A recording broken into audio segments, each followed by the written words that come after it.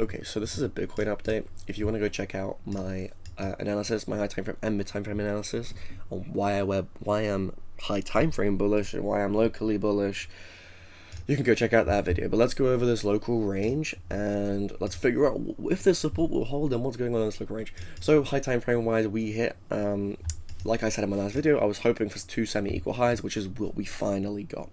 Now let's go over the local range. Now this local range, what we've done is leave liquidity, which is good for us and our longs and our bullish bias.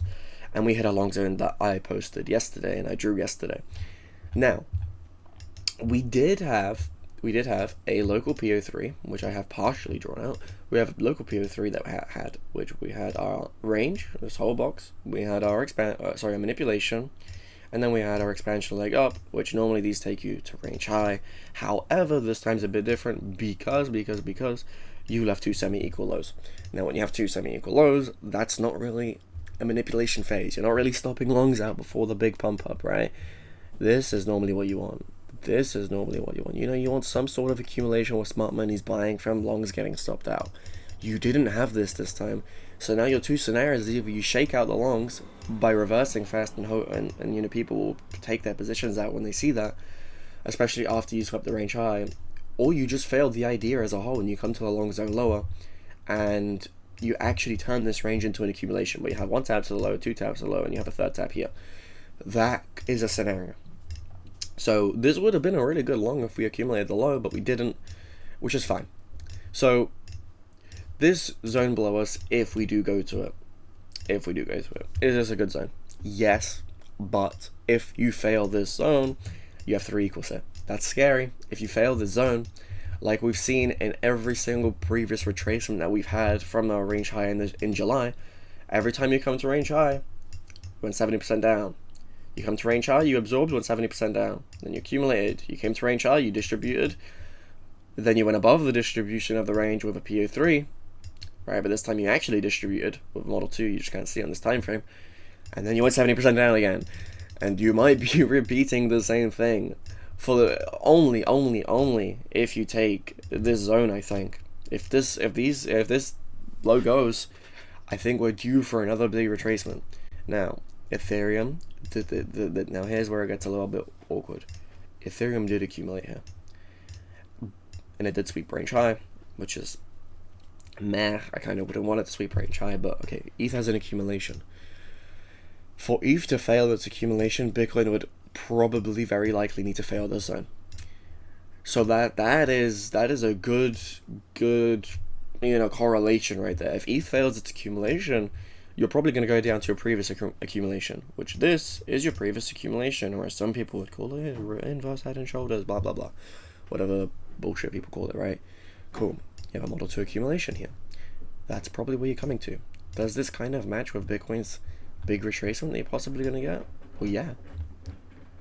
Now, we could still go up from here, and I'm still locally bullish. I'm bullish until this low goes, so don't get me wrong, I'm not a perma bear.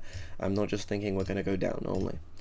I do actually suspect that we go higher from here, but it's probably more likely that we take the zone.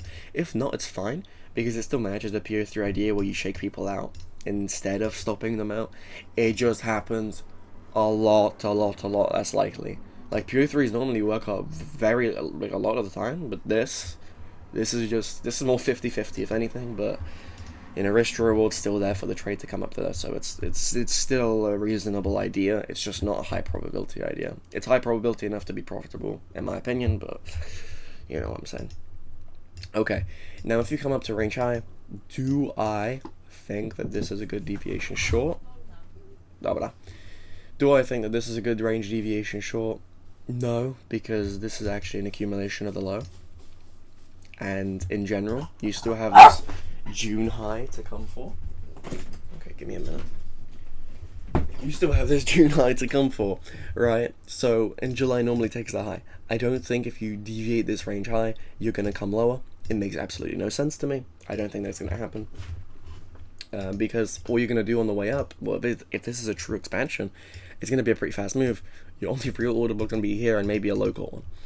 Now, I wouldn't say that's easy targets for shorts, right? Your easy targets for shorts as these.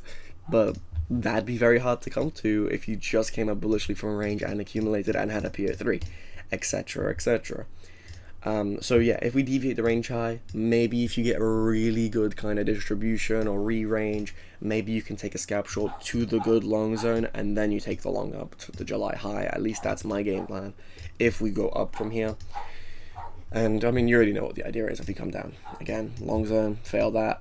We're probably coming for a deeper retracement, and I'd be very short biased. If we take these lows and we get a retracement, I'm shorting. I'm not doing anything else. I'm shorting. I'm looking for shorts. Apart from that, that's it. That's all I really have to say. ETH matches the ideas, even though it looks a lot more bullish. ETH matches the ideas pretty well. Let's just look at open interest quickly. Is there anything interesting going on? Yeah, again, just like the last top where you didn't take the highs, you just have pure absorption on the way down. Now you did finally stop doing the absorption, which matches the timing wise for the PO3. So let's see what happens here. If price comes up and you get any pullback, I think that's an easy long. If you come lower here and you get nice structure, that's easy longs. Apart from that, it's a bit of a sketchy zone right now, and I think it's best to wait right now. In all honesty. But yeah, I'll see you in the next video. If anything interesting happens, I'll update, but it might take a while because we are in a really boring range.